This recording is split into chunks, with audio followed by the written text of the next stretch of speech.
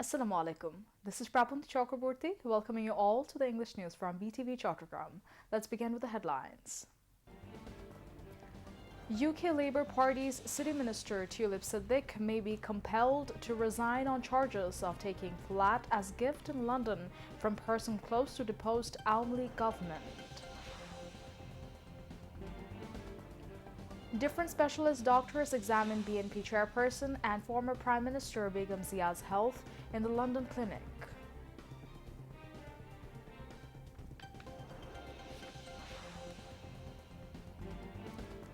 Government increases VAT and supplementary duties on over 100 goods and services midway through current fiscal year.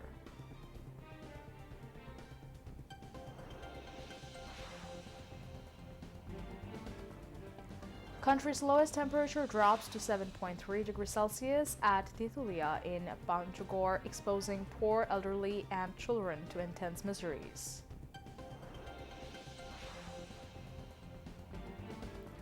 Los Angeles wildfires kill at least 10, incurring loss of above $8 billion to high-value properties in paths of the blazes.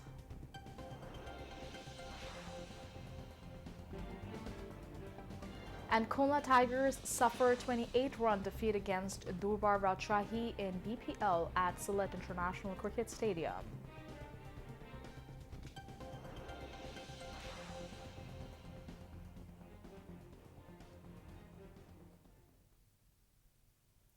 Viewers, those were the headlines. Now moving on to the details.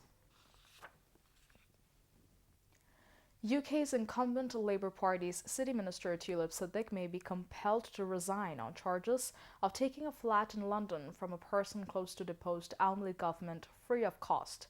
Associates of Prime Minister Keir Starmer have already started looking for alternative to Tulip Siddiq. UK's news media The Times reported, quoting close associates of Prime Minister Keir Starmer. Tulip Siddiq is the daughter of Bangladesh's former Prime Minister Sheikh Hasina's sister Sheikh Rehana. There are allegations of corruptions in Bangladesh against ousted Prime Minister Sheikh Hasina and her family members in a number of projects, including the Rupur nuclear power plant. The name of Tulip Siddiq has surfaced in the nuclear power plant project. Bangladesh's Anti-Corruption Commission has been launching investigation into irregularities in different projects undertaken during the Awamu League government. Different examinations of BNP chairperson and former Prime Minister Khaledizia's health have been completed in London.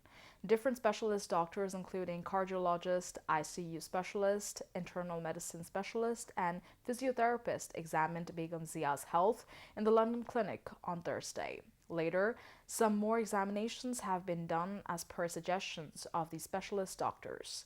The former Prime Minister's personal physician, Professor AZM Zahid Hussain, said Khaledizia's treatment has started.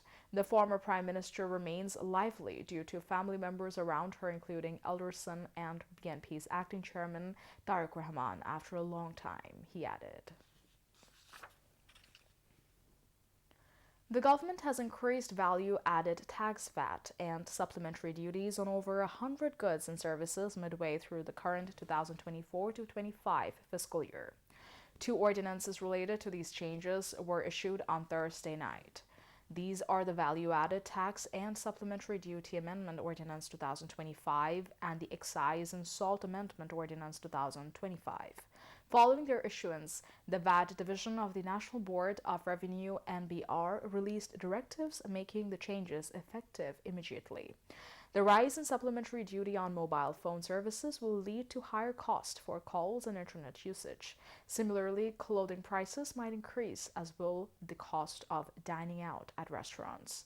Additionally, the price hike will affect products like sweets, medicines, LPG, fruit juices, drinks, biscuits, eyeglass frames, cigarettes, and various other items. Previously, a 20% supplementary duty was imposed on the use of mobile SIM or RIM cards. This was now been raised to 23%, which will increase the cost of mobile calls and internet usage. The VAT on bills from branded clothing outlets and malls has been increased from 7.5% to 15%. Similarly, VAT of all types of restaurants have been raised from 5% to 15%. The list of items subject to higher duties includes tissue paper, cigarettes, nuts, mangoes, oranges, grapes, apples, pears, fruit juices, and any other types of fresh fruit, paint, detergent, alcohol bills, potato flakes, plastics and metal eyeglass frames, reading glasses, sunglasses, electrical transformers, and the oil used in them, electricity poles, CR coils, and GI wires. Additionally, travel taxes have also been increased. On January 1st, the current interim government's advisory council approved NBR's proposal to increase VAT and supplementary duties. After receiving the opinions from the Ministry of Law, the chief advisor and president approved the measures, which were then issued as ordinances. In the absence of a national parliament, the government decided to implement these taxes and duty increases through ordinance. Amar Bangladesh, AB Party is set to hold its first national council tomorrow. Ahead of tomorrow's council, the election for the party's chairman is being held today in the capital's Sohrawardi Udan. 2,806 councils from across the country will vote to elect the party's chairperson. Additionally, councillors residing abroad can vote online. Councillors aim to choose a candidate who is capable and can effectively organize the party. The party's former governor AFM Sulaiman Chaudhuri, joint governor retired Lieutenant Colonel Didarul Alam, and member secretary Mujibur Rahman Bhuiya Munju are contesting the chairmanship. All of them are optimistic about the chances of winning. The voting will continue until 9 p.m. The AB party will officially launch on the 2nd of May in 2000. The county's lowest temperature today dropped to 7.3 degrees Celsius at Titulia in Panchagore, exposing the poor elderly people and children to intense miseries there in the sub-Himalayan northern region, meteorological office's sources said. The lowest temperature of 9.7 degrees Celsius was recorded yesterday at Titulia. The minimum temperature dropped by 1 to 2 degrees Celsius in the last 24 hours, ending at 6 a.m. today in the region. Besides, today's minimum temperature was recorded at 12.2 degrees Celsius at Rangpur, 9.7 degrees Celsius at Dinajpur, 10.8 degrees Celsius at Saidpur, and 10.8 degrees Celsius each at Dimla and Rajarhat monitoring points in the region. Meanwhile, the weather marked slight improvement as the sun appeared in a clear sky free from fog and clouds across the northern region today, bringing modest relief to the common people. Now, international news.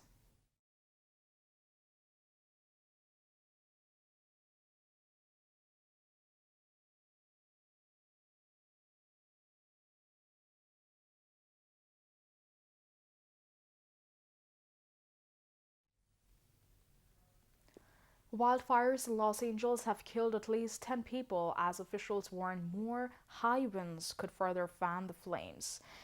Issued losses are expected to be above $8 billion because of the high value of properties in the paths of the blazes. 5 fires are still burning, and a man has been detained on suspicion of starting the latest. But the local fire chief tells the BBC there is currently no conclusive evidence that the wildfires were started deliberately. Los Angeles County Sheriff Robert Luna says it has not been safe to reach many of the hardest hit areas, with some expecting the death toll to rise. An alert was mistakenly sent to every cell phone in Los Angeles, warning that a blaze was about to sweep through. Palestinian and Arab officials have condemned the publications of a map on the Israeli government's Arab language Instagram account, which depicts parts of the occupied Palestinian territories and neighboring Arab lands as part of Greater Israel. The post sparked outrage from Palestinians and Arab countries who called on the international community to rein in Israel's expansionist ambitions and prevent it from attempting to seize more Palestinian and Arab territory.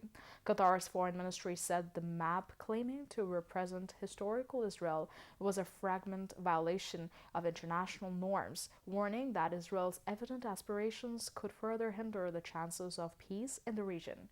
The UAE issued a foreign ministry statement slamming the map on a flagrant violation and breach of international law. The Saudi Foreign Ministry urged the international community to play its role in stopping Israel's violation against the countries and people of the region and to stress the need to respect the sovereignty of states and their borders to limit the exacerbation of the countries and regions' crisis.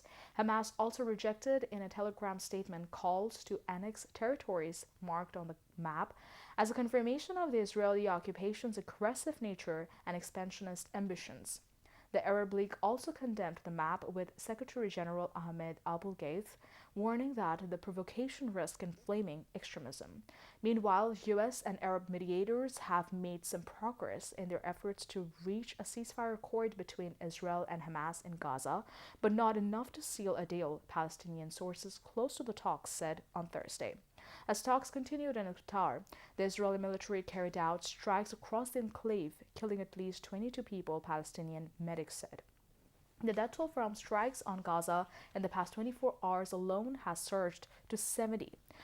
The Gaza Health Ministry reports that more than 46,000 people have died in Gaza and the humanitarian crisis is reaching breaking point, with most of the 2.1 million people in Gaza displaced multiple times and severe shortages of food and medical supplies crippling the region. The situation remains desperately dire. The Taliban has called India a significant regional and economic partner after a meeting was held between senior foreign ministry officials of the two countries, the highest such talks since the Afghan group's takeover of Kabul in 2021. India's Foreign Secretary Vikram Mishra met acting Taliban Foreign Minister Amir Khan Muttaqi in Dubai on Wednesday, reports said. In a statement later, Afghanistan's Ministry of Foreign Affairs said they discussed expanding their relations and boosting trade through Chabahar port in Iran, which India has been developing for goods to bypass the ports of Karachi and Gwadar in its rival Pakistan. India's foreign ministry said in a statement after the meeting that New Delhi was considering engaging in developing projects in Afghanistan and looking to boost trade ties. India also said it offered additional support to the Afghan health sector. No foreign government, including India, officially recognizes the Taliban administration. Yet, in June 2022, less than a year after the Taliban returned to power, India reopened its embassy in Kabul, sending a team of technical experts to run the mission. Now, sports news.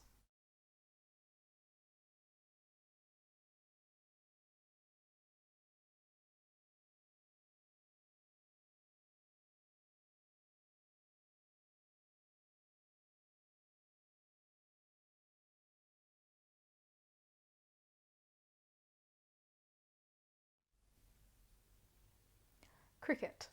Durbar Rajshahi all-rounder Ryan Burrell displayed a brilliant all-round performance to help his side hand Khulna Tigers their first defeat in Bangladesh Premier League T20 with a 28-run victory at Sylhet International Cricket Stadium. Burrell played a cameo of unbeaten 48 off 29 balls to power Rajshahi to 178-5 in their 20 overs, and Khulna were dismissed for 150 runs in 19.3 overs. It was Rajshahi's second win in 5 matches, while Khulna's first defeat in 3 games. Rajshahi got a decent start after being asked to bat first, with Mohammad Haris 27 and Jishan Alam 23 putting on a 44-run opening partnership. Khulna spinner